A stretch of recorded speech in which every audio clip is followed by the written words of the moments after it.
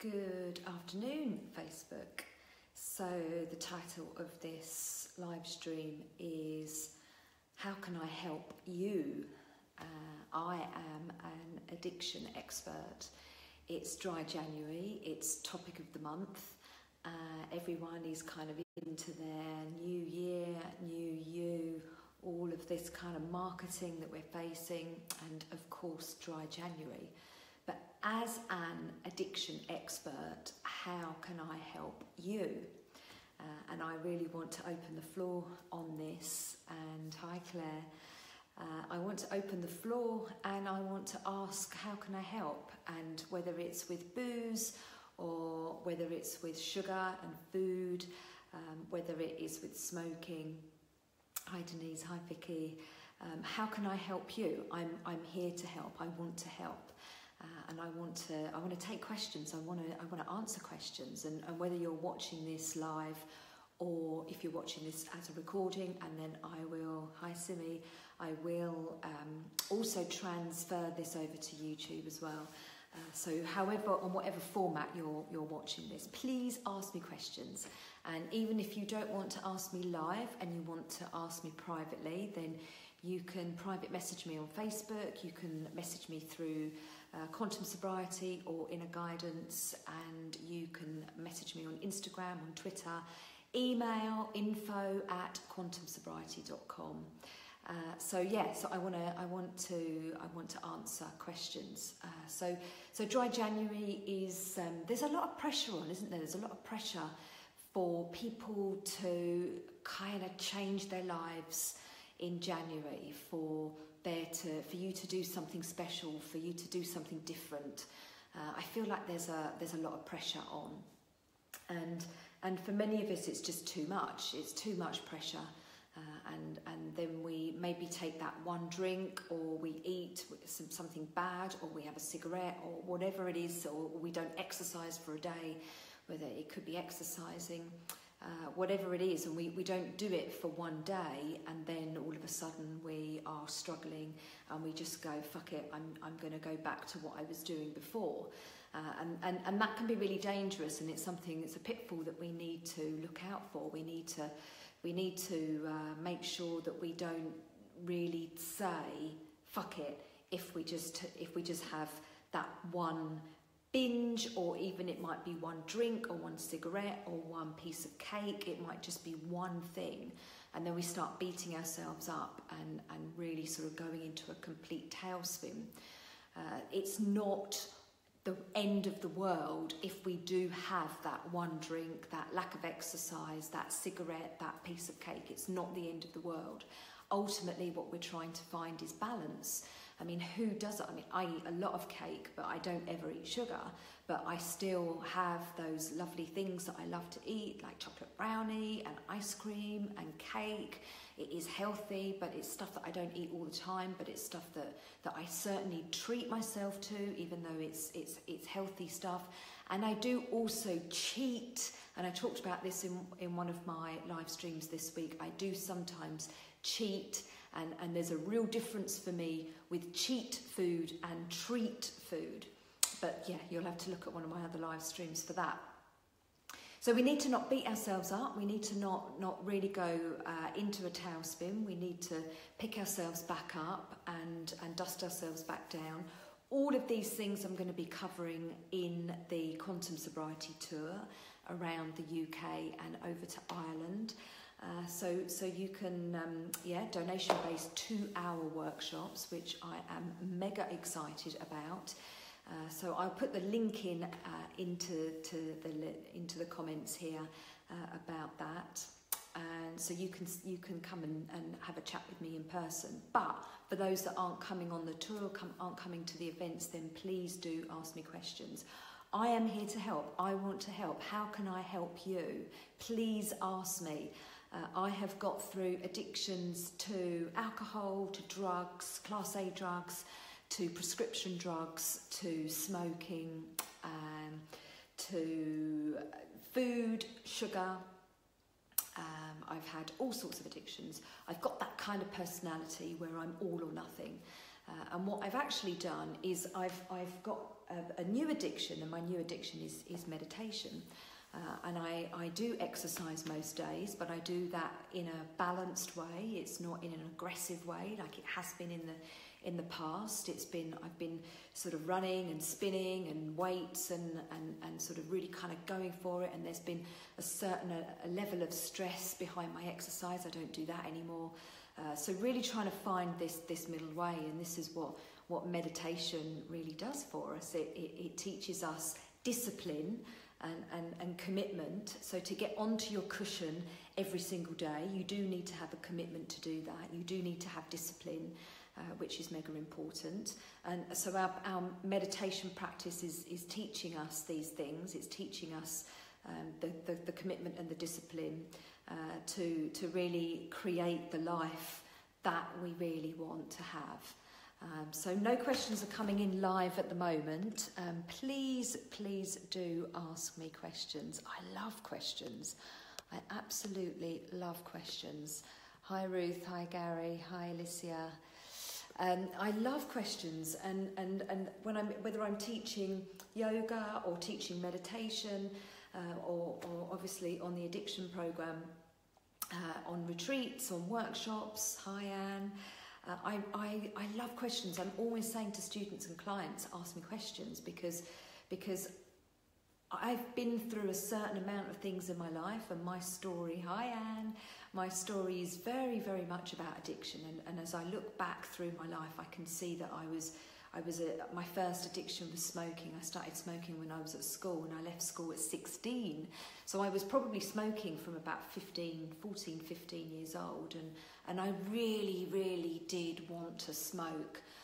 I was so trying to do it as much as possible. I remember being sick in the street from smoking.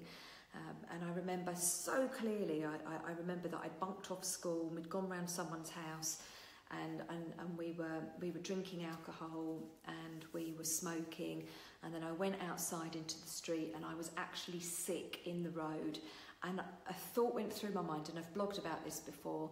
I actually thought I need to have another cigarette to get through this sickness so that I can become a smoker. That was how much I wanted to smoke. I thought it was cool. I thought I was going to be the coolest girl at school because I was a smoker. And that really was the beginning of my journey, age 14, 15, with addiction. And since that time, I have been through so many addictions, it's unbelievable. So many different substances and behaviours and emotions. Gary says, hi Helen. Gary says, hi Joe, like to have a drink as most do, but how would you cut down on drink instead of quit it in total? So with alcohol, there's definitely two different types of people that I, in my opinion. And these two different types of people, you've got the first type, which I generally work with, which is people like me who do not have an off switch.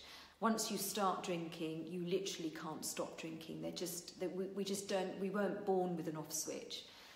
And because of that, we can't have a drink at all.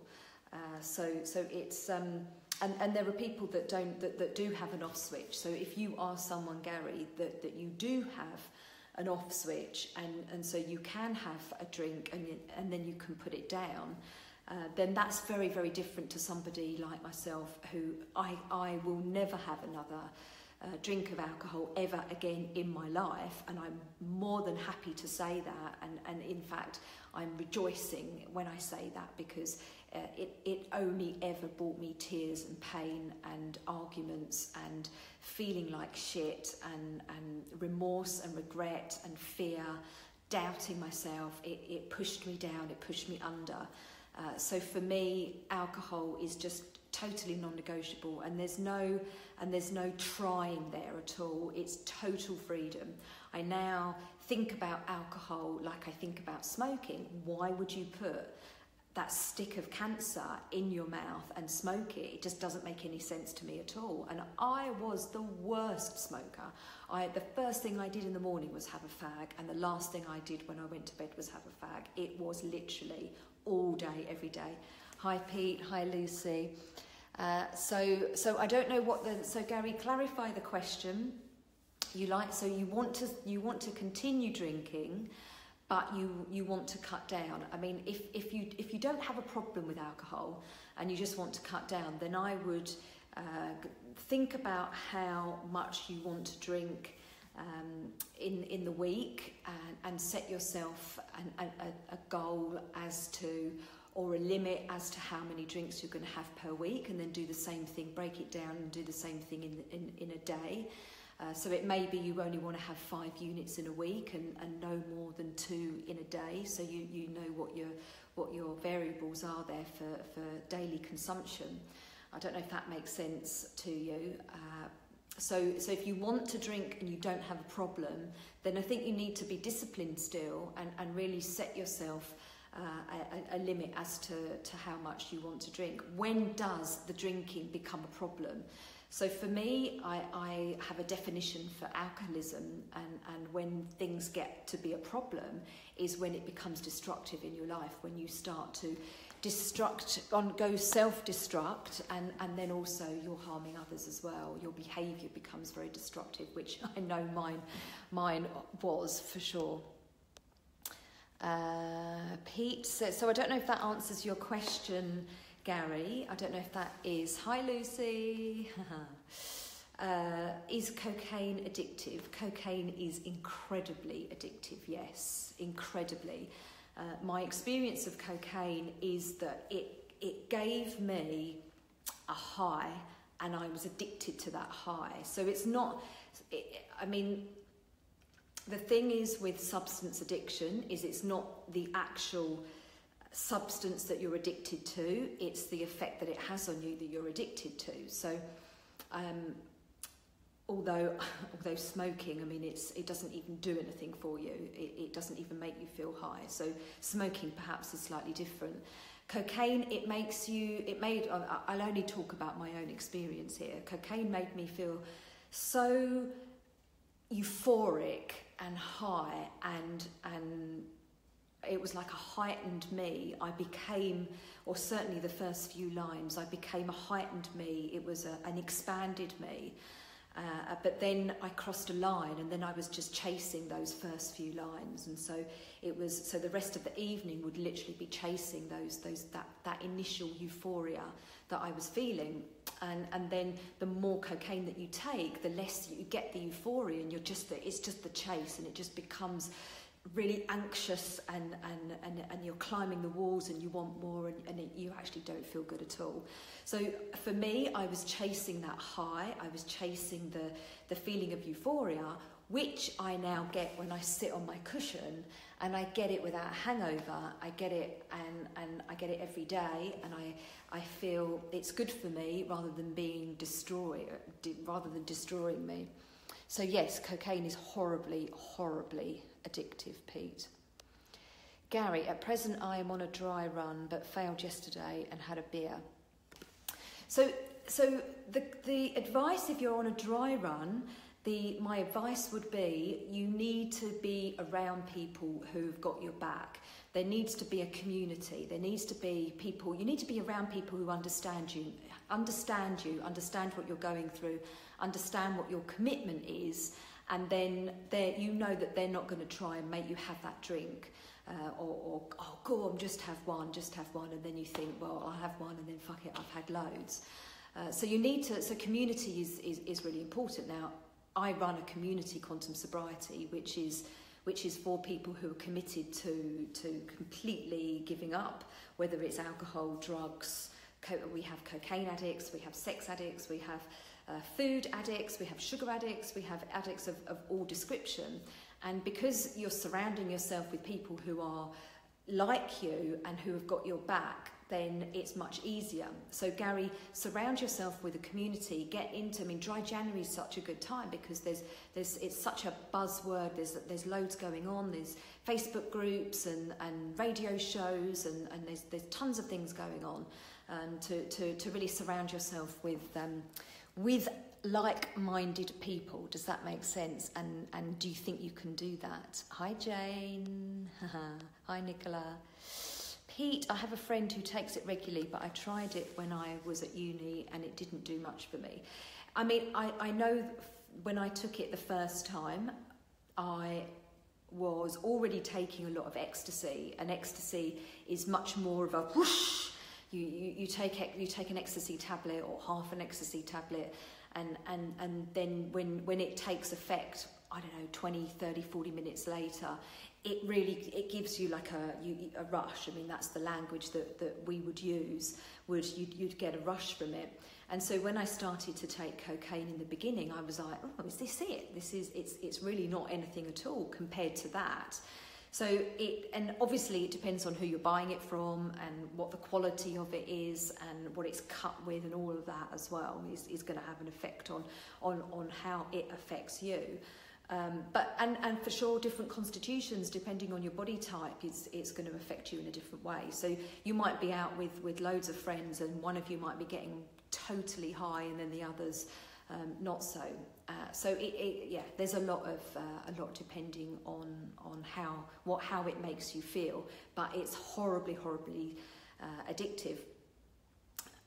Now, Gary was asking about drinking, and so I was talking about the difference between different types of people who so somebody that drinks and doesn't have a problem, has an off switch, and then somebody that doesn't have an off switch, which is like me and like my community.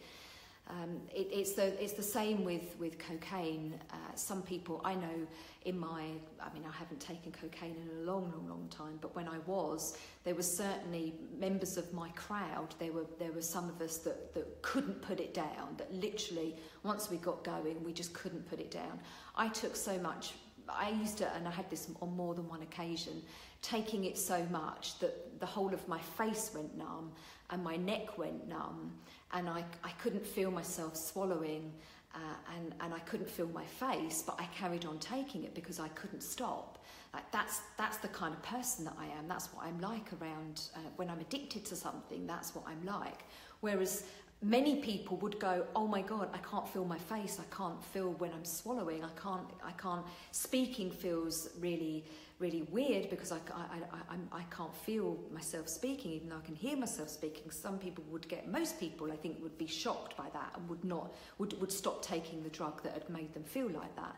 But so there's definitely different types of people. I think you're very lucky if you don't have an addictive type personality, so you can have one beer and then stop, or go out and have some cocaine and then not think about it. Although that's probably what I would have said a number of years ago.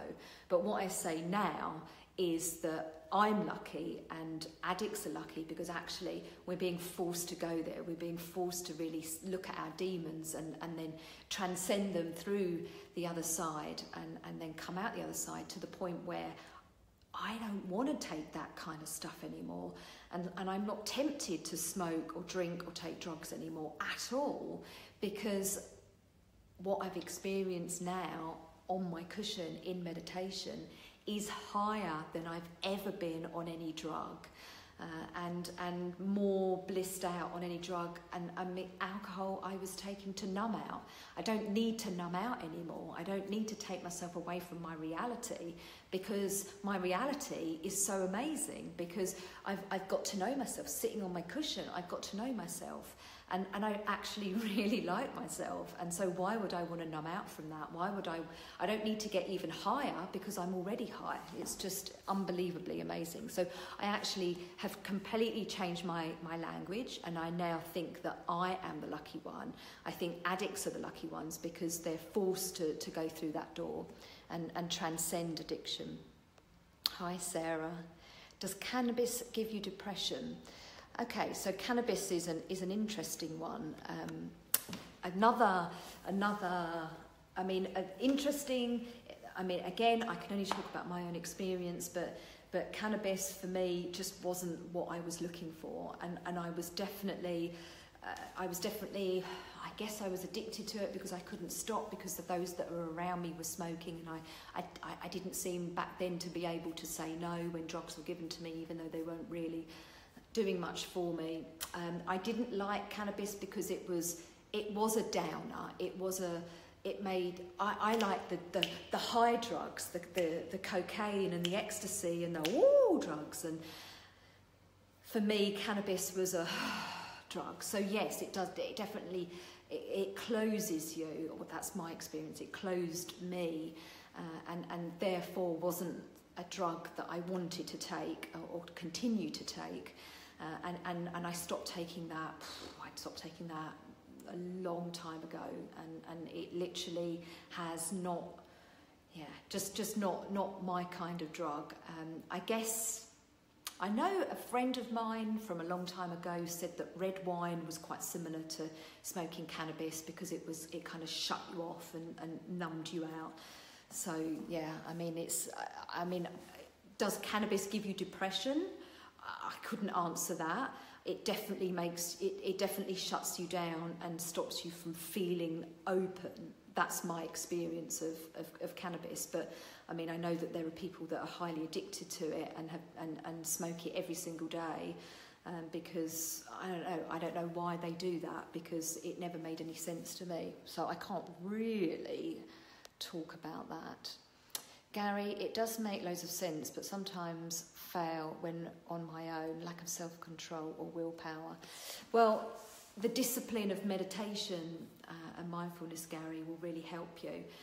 I know that Gary does meditate, and that will really help you. So setting yourself that discipline, and what is your, if you're on your own and you've got an evening on your own, like what's the best way of spending your evening? What would you really like to do? What would be a really nice way of spending an evening? And you could have a list of things, and so when you're on your own for an evening, you could sort of go to the list and you could have a look at the list and go, right, I'm going to do that today, and that's sort of on my 2018 list of things that I want to do, that are going to keep me occupied on when I'm on my own, evenings on my own or days on my own. Have evening activities and daytime activities, stuff that you've wanted to do around the house, or places that you want to go if you're on your own for a day. So planning and being prepared is the key there, for sure. Hi Amanda, hi Emma. Be best if they legalised it so you knew what you're getting. Yeah, for sure, Pete. Hi Sarupa, hi Ruth. You say self-discipline is key. Does that mean that people without self-discipline cannot be helped? Well, I think everyone can learn self-discipline to a degree. My work and my addiction program is based on meditation, and to do and I'm a yoga teacher as well, which is kind of secondary to the work that I primarily do, which is a meditation-based addiction program. But it's everyone can learn discipline, and so therefore you learn to be disciplined, and there isn't anybody that can't do that. You learn to walk, you learn to eat, you learn how to get dressed, you learn how to tie your shoelaces up, you learn how to ride a bike, you learn how to do the work that you do, you learn how to run and do exercise that you enjoy. You learn how to be addicted, you learn how to do these negative things. So you can unlearn them. So that's a big part of my program, is unlearning the conditioning. And ultimately, you are a product of your environment up until this point. But then once you start to have a look at what's inside, once you start to go within, then you really begin to understand who you really are, and not the conditioned self. So up until the point where you really do start self-inquiry, you are a product of your environment. But then you start to look inside and you realise, oh, actually, that's not who I am, and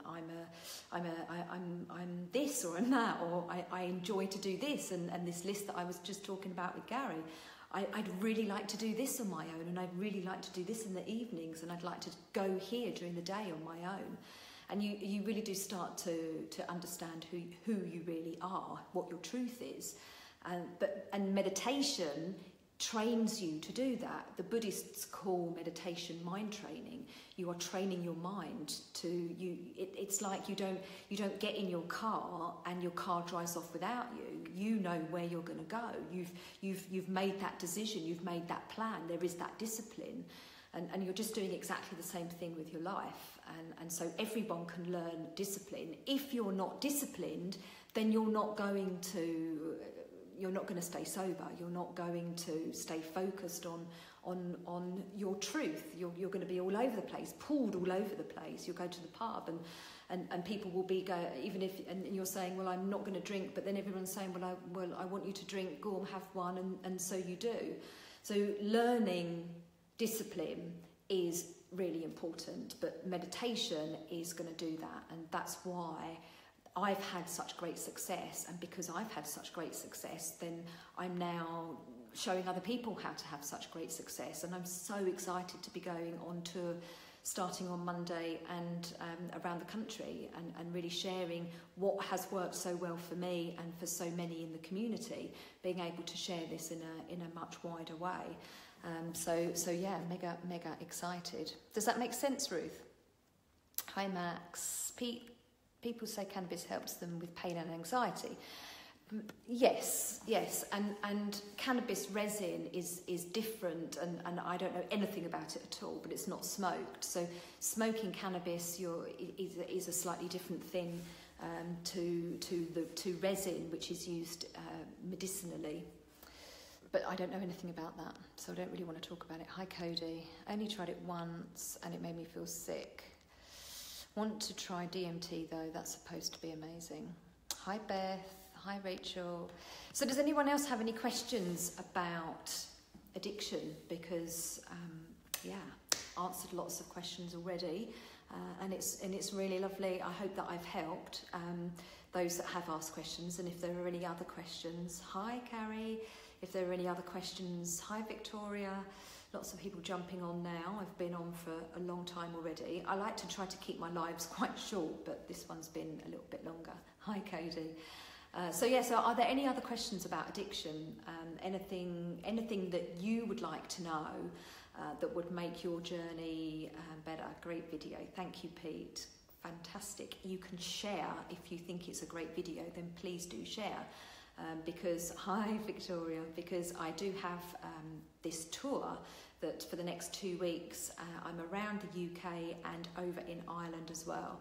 Learned a lot. Good luck with the workshops. Thank you. 2-hour donation-based workshops. I'm desperately trying to get this out. I'm not desperate at all, actually. My intention is to get this out to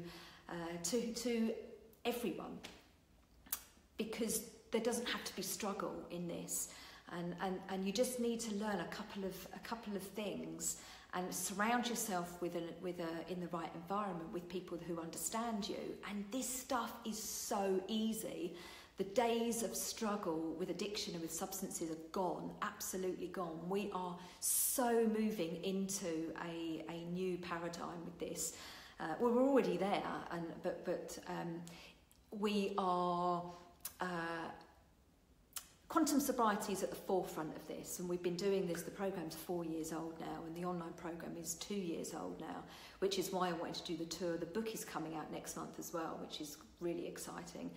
And this stuff works, and I am 45, and I have never been happier, and I have never been healthier than in my whole life, and I wouldn't want to go back to my 20s for anything, because I was miserable. I was absolutely miserable. I was addicted to cocaine, I was addicted to codeine, I was addicted to booze, I was addicted to fags, I was addicted to unhealthy relationships, I was addicted to so many things, and I cried every single day. Hi Jackie.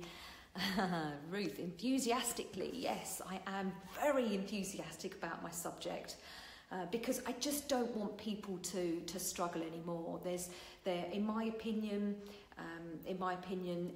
I'm no longer an alcoholic. I'm no longer a drug addict, because it's gone. I've quantum jumped into a different reality. I'm who I am now. I'm not defined by who I used to be. I keep redefining myself over and over again. Hi Stephanie.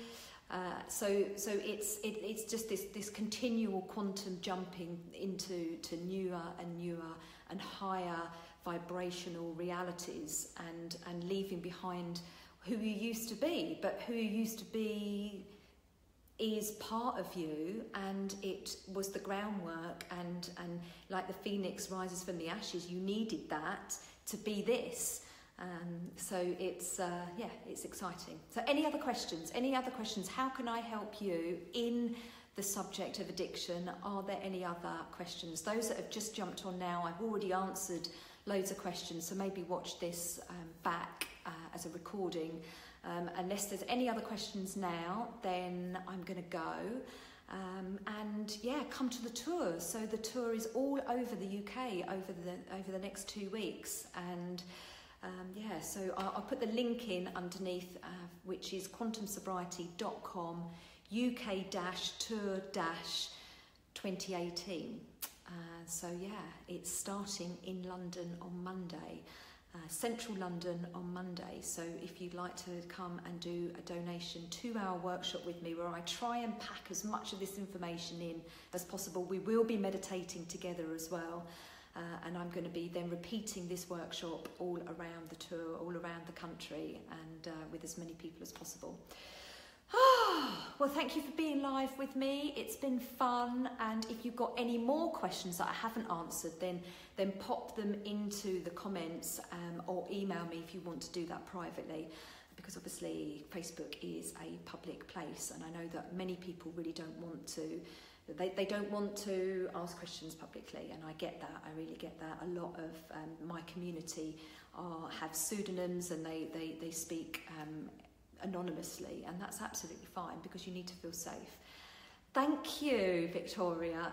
Thank you, Ruth. It is very, very exciting. I am all ready. Everything's in place, ready for London on Monday, and then around the country. So London, Edinburgh, Galway in Ireland, and then Sheffield, Margate, Oxford, and then we finish off in Hertford. And this is for addictions to literally anything: bad relationships, work, substances, food, sugar, drugs, alcohol, sex, gambling, anything at all. Anything that's imbalanced in your life at the moment is what we're going to be working with and looking at. So yeah, thank you for being here live with me, and I will be back again tomorrow for my next live, because I'm doing one every single day until the tour launches. Bye.